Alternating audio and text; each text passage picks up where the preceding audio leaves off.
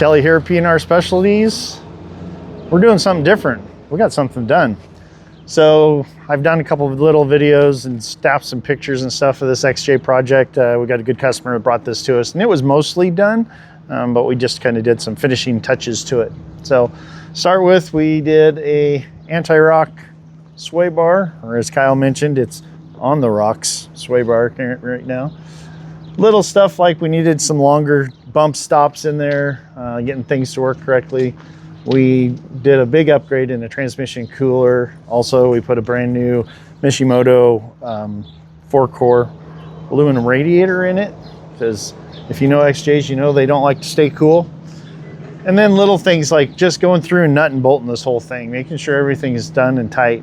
Whoever the fellow was that built this did a really nice job. Everything's put together really well, but just like any build, once it's been done for a little bit, you need to check it out. And we found a few pieces of hardware and stuff that were loose. Little things like tying up the power steering lines here for the PSE. We put some abrasion resistance on there so they don't fail on the trail.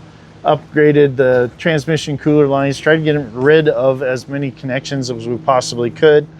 In the process, we had to have the winch off and put it back on, so we rerouted some power lines. Let's see, what else? Up front, that's about all we did. Again, just kind of nut and bolted everything, made sure it was all in the right spots, tight.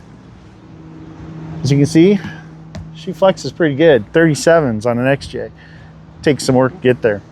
One of the big jobs we did is we put these boat sides under here. These are 1/4-inch plate. We plasmed out on the plasma table.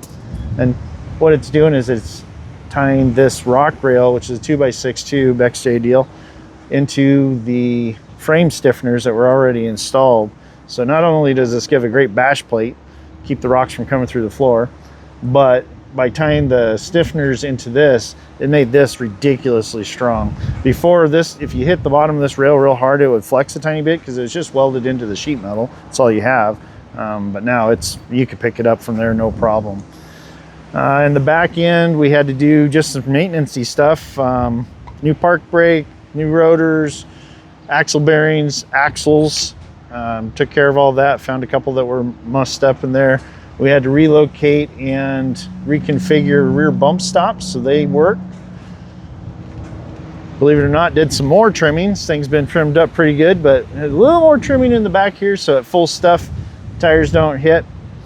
You can't see very well because we stuffed them and hit them everywhere, but put rock lights at every corner. Total of 10 of them. Should be enough for this little Jeep. Other than that, this thing is ready to party.